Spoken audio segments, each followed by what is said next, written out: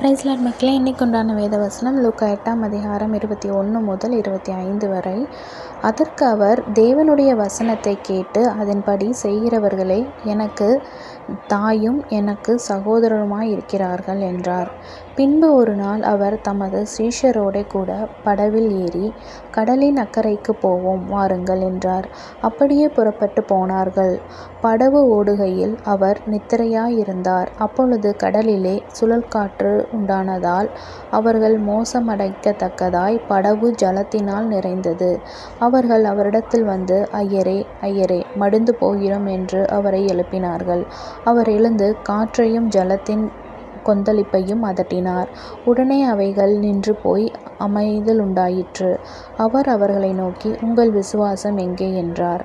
அவர்கள் பயந்து ஆச்சரியப்பட்டு, இவர் யாரோ, காற்றுக்கும் ஜலத்துக்கும் கட்டளையிடுகிறார், அவைகளும் இவருக்கு கீழ்ப்படுகிறதே என்று ஒருவரோடொருவர் சொல்லிக் கொண்டிருந்தார்கள். ஆமென்.